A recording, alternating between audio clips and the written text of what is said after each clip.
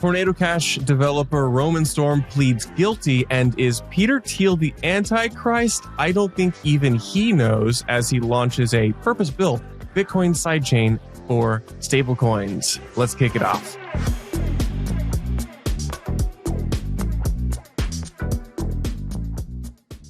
It just seems to me that when you tell me a story about the Antichrist coming to power and using the fear of technological change to sort of impose order on the world, I feel like that Antichrist would maybe be using the tools that you were building, right? Like, wouldn't the Antichrist be like, great, we're not going to have any more technological progress, but I really like what Palantir has done so far, right? Yeah, isn't that a concern? Wouldn't that be the irony of history would be that the man publicly worrying about the Antichrist accidentally hastens his or her arrival? There are all these different scenarios. I obviously don't think that that's what I'm doing. To be clear, I don't think that's what you're doing either. I'm just interested in how you get to a world willing to submit to permanent authoritarian rule. And that's Peter Thiel. Obviously, he's backed up against the wall, but like, well, I don't think you're the Antichrist. I'm just wondering, and in what scenario do you rape the privacy and autonomy of every single living American? I'm just curious what that looks like. Piers, there's different gradations, you see. That was pretty amazing though, because you could tell I don't know who the host is of Breaking Points, but was it Piers Morgan? No, that's not Piers Morgan. Yeah, whatever. But, okay, whoever it was. There's that moment when he's leading into the question, you can see Peter Thiel be like, "Oh, I see where this is going." Yeah, the guy who's obsessed with the Antichrist is being charged with being the Antichrist. Funny, it's that it never occurred to him when like everybody who watches enough Peter Thiel talk, it eventually goes, "Oh, I wonder if he's the Antichrist." He's like, he talks about it so much. Yeah. So yeah, and you can see sometimes looking at him, you'll like where people will on 4chan or in the bowels of the internet will show photos of politicians and you can see the reptilian skin, you can see the goiters and stuff underneath their skin that show that they are not of this world. Not saying I see that with Peter Thiel, but I'm just saying you can see people coming out with that. Other people have said it, not me. Yeah, other people have said it. Just really curious how you're going to screw over the average American next. That's where I'm coming from. Speaking of the average American, we riffed too long at the beginning. We have to get into what we're going to talk about. We're going to talk about Roman Storm and the Tornadocash trial. There's been some developments. You want to take this one because, again, it's, we're going to juxtapose some news about Thiel with the more, I would say, top of mind news, which is Roman Storm pleading guilty. Yeah, so apologies for the bait and switch here, y'all. And you're going to hear me monologue here for a little bit because there's a lot of ground to cover. Charlie has very aptly named this the Comply or Die episode. And Comply or Die. And I think that is really important for contextualizing why we chose there's 3 stories, but Tornadocash and Samurai, we're going to be bundling them into one. And then we're going to juxtapose that with the perfect foil, which is this weird new stablecoin focused sidechain that Peter Thiel's Founders Fund is launching. And it really couldn't be more perfectly juxtaposed in the sense that at the same time that you have these verdicts coming down for some of the OG coin join and mixing softwares in crypto and Bitcoin, you have a surveillance stablecoin basically being launched by the likes of Peter Thiel. So let's get right into it. I'm going to use Tornadocash as the kind of leading story here, but we're going to talk about Samurai a little bit too, because both of these things magically, crazy how this works out, the verdicts came out within a week of each other, basically. And so for those of you who are not privy, in 2022, I believe, let me see, I have my notes here. Was it in August? Yeah, on August 8th, 2022, OFAC, the Office of Foreign Asset Control, I believe that's right, sanctions Tornadocash. Now, Tornadocash is like the Wasabi or Samurai wallet or coin market equivalent on Ethereum. It was a mixing service that people would use to de-anonymize their Ethereum and ERC20 token holdings, right? A lot of stuff happens in between there. Eventually, the DOJ takes up the mantle and takes Tornadocash to court, and specifically its founder, Roman Storm.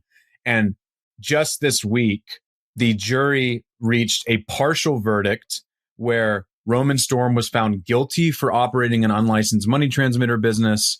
There was a hung jury. They couldn't reach a conviction for conspiracy to launder money. And he was also convicted of he was considered not guilty for a conspiracy to violate U.S. sanctions. Now, the first two parts of this, the unlicensed money transmitter business and the money laundering part, I think are the most important. And it's the same charges were brought against Samurai Wallet's co-founders. And forgive me if I'm pronouncing this incorrectly, Keon Rodriguez and William Lonergan Hill. Those are the two co-founders of Samurai Wallet. They were also convicted on July 30th of operating an unlicensed money transmitter service, but they were not convicted of money laundering. Important distinction there, and in the sense that the state is, or at least the courts are kind of saying two things at once.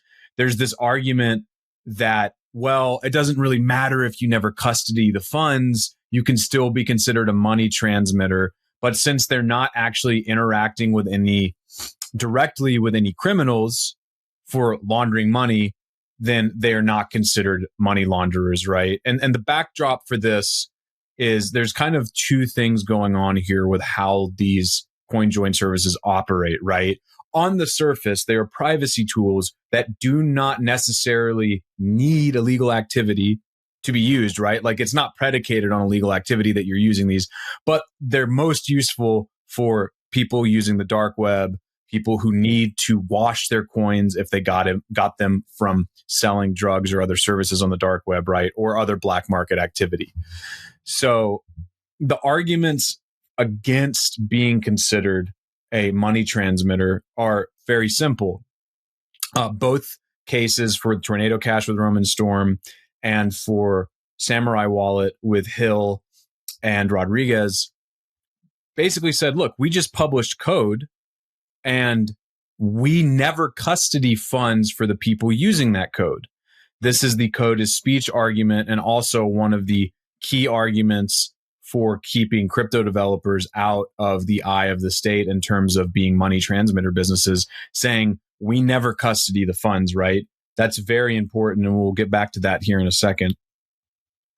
The most interesting part about this argument is that in the case of, I believe, let me see. Yes, in the case of Tornadocash, Storm, in his defense, the lawyers said, we only published open source code after May 2020. The smart contracts were immutable, and no one, myself included, that being Storm, could censor or reverse transactions. And FinCEN's 2019 guidance says publishing and anonymizing software is not money transmission. So the federal government, FinCEN, says that this is not money transmission. If you're publishing software that involves, decentralized smart contracts and code, then it's not money transmission, because there's no one, like, the developers themselves are not actually taking custody of the funds, right? Yeah, this has like 1990s like cryptography like battle all over it, with like, the famous Adam Back shirt wearing is it armaments conversation. I'll also like pause here and say I totally mixed up at the hook at this top, where I literally said Roman Storm pled guilty, but he didn't. Tornadocash, or rather Samurai developer, pled guilty. Roman Storm was found guilty. Different things. I know people are going to crucify me for this misstatement at the top. Regardless, you're hooked. You made it this far. We're going to get, please stay with us. That's a good, that's a good distinction. But they like go, they really go together. They're very like kind of complementary stories. And there's whether that's intentional or accidental. I think it's, well, it's very good. It's, is it a coincidence that both these things are coming to a head at once? Maybe that's just the way that the court system, because they're being prosecuted, right, in different jurisdictions, I believe. Storm was being prosecuted in New York. The Samurai developers were being prosecuted in a different place in New York. In a different place in New York. They're both in New York. Yeah, both in New York. Oh, wait, hang on. No, they're both in the Southern District of New York. So anyway. Wait, the same district? Yeah. Oh my God. Yeah, okay. Wow. I mean, it's a great day to be a privacy journalist. Shout out to The Rage, run by Lola Leitz, and also to David Z. Morris, a journalist, freelance journalist, longtime journalist in Bitcoin and crypto. Used to write for The Breaker, really, really sharp guy, great writer. Anyway, they've been covering this on The Rage. Definitively, I would say they have the best coverage of any other crypto beat publication I've seen. And if you won't go to their website, therage.co, you will find comprehensive coverage on both Tornadocash and Samurai Wallet. Anyway, back to just a few more housekeeping points before we get on to kind of thoughts and, armchair takes on this before we move on to the Peter Thiel story. The fact that FinCEN is saying that publishing this software does not make you a money transmitter, but the courts are actively saying actually it does. To me, I mean, this is why we have balance of powers, checks and balances. This is why we have the legal system. But this case really is a watershed one for crypto developers in general, because if you have a precedent that says if you are a software developer, you created some sort of software that transmitted money, and therefore your business can be considered a money transmitter business, this opens up so many risk vectors for developers in the United States. And it's going to lead to, if not a brain drain, then a stonewalling of certain innovation. You're going to eventually have anonymous developers or independent developers who just straight up are not going to take the risk to build certain things because they don't have an army of lawyers willing to go, or the army of lawyers that are going to go into court and argue in their favor, right? They can't afford these things. Roman Storm and the Samurai guys had to have their legal funds crowdfunded. I mean, their legal, counsel crowdfunded because they just straight up didn't have the cash for these long drawn out procedures. And there was also a similar effort crowdfunding the Samurai Wallet devs. Like I think people I saw several Bitcoin at some point. 100%. Yeah. And so the real fear with this is that you are creating a precedent where developers for these open sourced protocols are just straight up not going to want to take the risk to build certain things, because now you have two cases saying it doesn't matter if you never actually control funds, you will be liable as a money transmitter. And you may even be liable for the money laundering that goes on. Neither of them got convicted for that. The jury was hung in the case of Roman Storm's trial, but they might try again with a similar case down the road. This is also really important when you consider a few years ago, I believe, I don't remember what the bill was exactly, but Elizabeth Warren and her cronies were pushing for this bill that would have deemed anyone running a node or even they call it an unhosted wallet, so a non-custodial wallet, or Bitcoin miners, they could have been considered money transmitters, right? So there are aspects of the state, there are actors in the state that actively want anything that exists outside of the custodial bubble to be considered money transmitter businesses, or to be considered out of bounds in terms of managing cryptocurrencies and Bitcoin in a self-sovereign way, right? Which again, that's the entire point of owning Bitcoin to begin with. If you can't run your own node, verify transactions, send transactions on your own, and hold those coins offline in a wallet that you control, then, outside of price exposure, there's no reason to own the asset.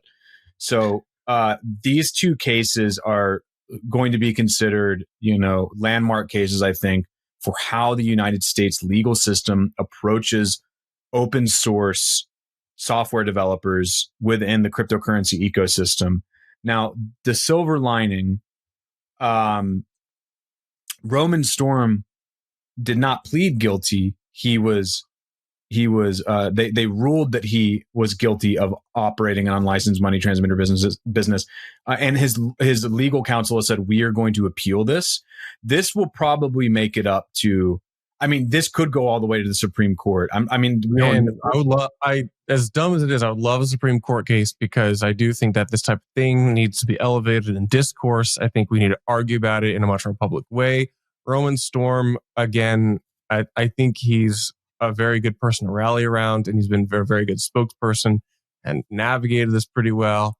Yeah, we need more people. I think you've even seen some of the big boys, like maybe not Coinbase officially, but you've seen folks at some of these like large exchanges like comment on this, saying that they do like wish to see they wish to see Roman Storm not convicted like this.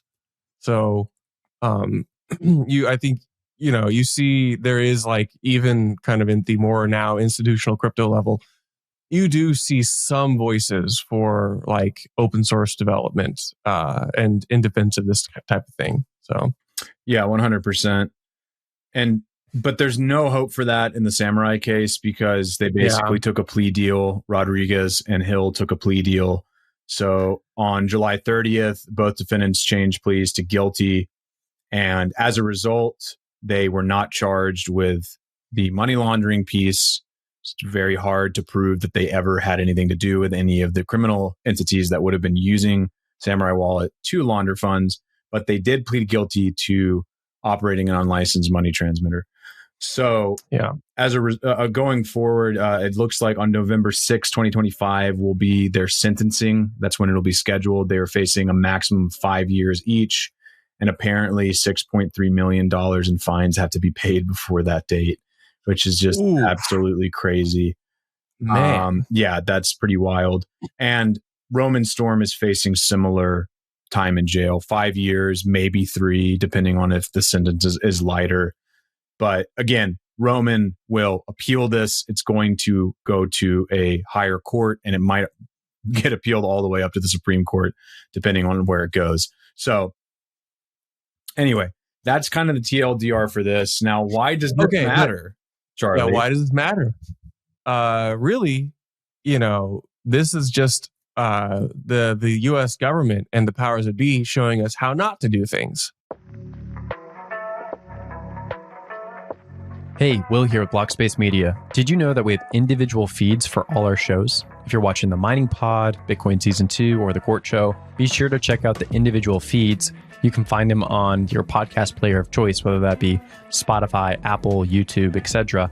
Just type in Blockspace Media and you'll find all our shows pop up, or just type in the individual show name like the Mining Pod or Bitcoin Season 2. Be sure to hit that subscribe and give us a 5-star rating so we can continue to bring you the best content in Bitcoin. Whereas Peter Thiel, the lizard man at the beginning of this episode, shows us how we should do things. Because maybe instead of building really disruptive technology, we should make fully compliant, purpose-built blockchains for stablecoins. So that is what the second part of this is, where I feel that this story did not get as much circulation as I expected at the time. But a couple weeks ago, Peter Thiel and Peter Thiel founders, behind Founders Fund, raised a second round, very oversubscribed, for Plasma. They raised $353 million in a very oversubscribed round a couple weeks ago. And this is actually a classic old school token sale, Colin. There's not, this is funny. It's the same old tricks that we've seen in crypto, where we allocate, I believe it's like something like 1 billion XPL tokens, which are the native token of the Plasma sidechain. And it's an investor pre-sale for the tokens. I won't really go into the specific design of the Plasma sidechain, but it's going to anchor on Bitcoin. It's going to post state updates to Bitcoin. But most importantly, it's super duper ultra compliant with all of the things that the US wants a blockchain to be. Contrast that with independent open source developers who build cypherpunk privacy tools. And this Plasma chain, you guessed it, all transparent. You can turn off and on any account. At some point, you got to wonder, like, why does this need to be built on any kind of blockchain? Because, like, isn't this just another database? If you're watching, so if you're listening, you won't see it, but if you're watching, you see, the classic investor token presale pie chart. And at first blush, this looks just like the low float, high FDV meta, which is they sell a tiny portion of the tokens and the rest are allocated for ecosystem, investors, team. So you only have a very low amount of liquid tokens. In this case, a public sale of 10% of the token supply. That'll happen sometime down the road. The rest is reserved for about 40% for ecosystem, 25% for investors, and 25% for the team. Now, that $353 million raise, in addition to their first raise earlier this year of like $30 or $50 million, which brings it close to $400 million raised for this investors' 25% allocation, makes this one of the most successful like venture-backed crypto raises of the year. And it is, it's a who's who of the business. It's Founders Fund. It's some of the other people who are kind of adjacent to the PayPal mafia. They have an emissions schedule. It's proof of stake. So, there's yet another dimension of conspiracy. Validator network. I mean, it's kind of it's just the same kind of talking points that you'd expect to see. It doesn't really look too interesting at this point. It is just poetic that Peter Thiel of PayPal origination, who brought the digital dollar to the modern internet, well, really to Web 1.0, is now behind one of the biggest raises of the digital dollar of Web 3.0. And explain what you mean by that with Peter Thiel's involvement with PayPal. This probably warrants another Mark Goodwin episode. Shout out, Mark. But if you're not familiar with how we got to bootstrap commerce on the internet, it is very centered around the emergence of PayPal, because we needed a trusted place to trade and settle things and settle them in dollars. And PayPal really cemented the dollar as the currency of the internet. And Peter Thiel, part of a group which we call the PayPal Mafia, of which Elon Musk also comes out of, was instrumental in bootstrapping PayPal as these rails. Now, it does sound conspiratorial. Like, maybe you think you guys are crazy if you're listening to this. Like, why are you saying this? But if you read enough of this stuff and you see how it poetically tends to when the freedom devs go to jail or come under fire, the real big boys who promote the expansion of the US dollar tend to show up kind of as saviors. And what's funny is they're kind of heralded as such often by a lot of the corporate and banking folks. So yeah, there's your Charlie Spears soapbox, conspiracy soapbox of the week.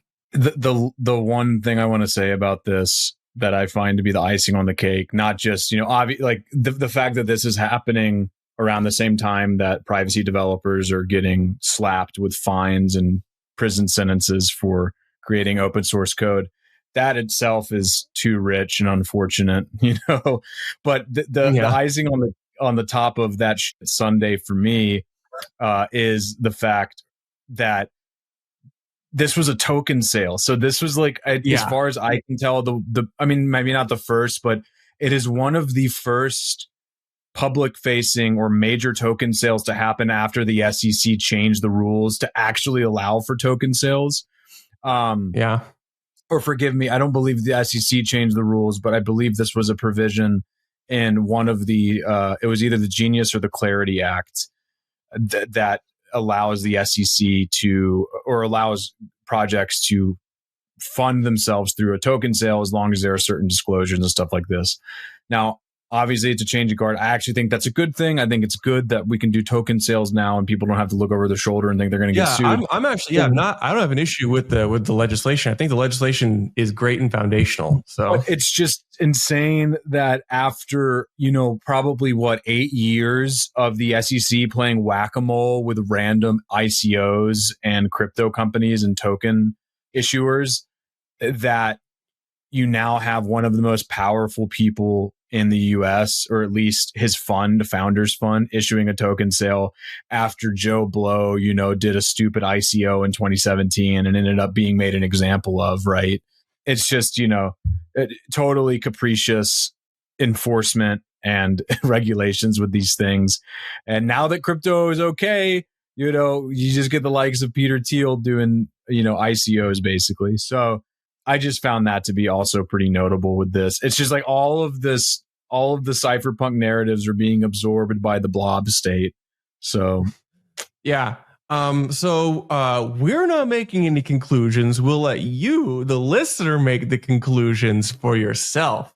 But if you would like to go further down the rabbit hole, we recommend one of our favorite independent publications, The Rage, and we recommend reading a little bit, but not too much, of Mark Goodwin's tweets and writings on websites such as Unlimited Hangout. Yeah.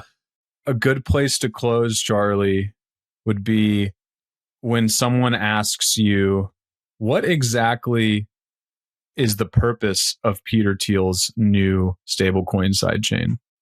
It is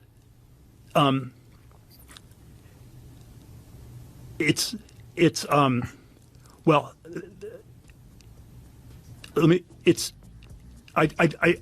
there's several different things one could say. It's have a beautiful weekend, everybody. See you all next week.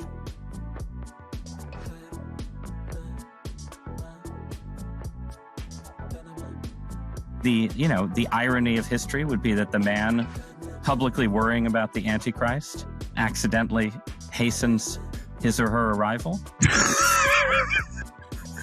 I got a movie, actually. Yeah. This is so funny.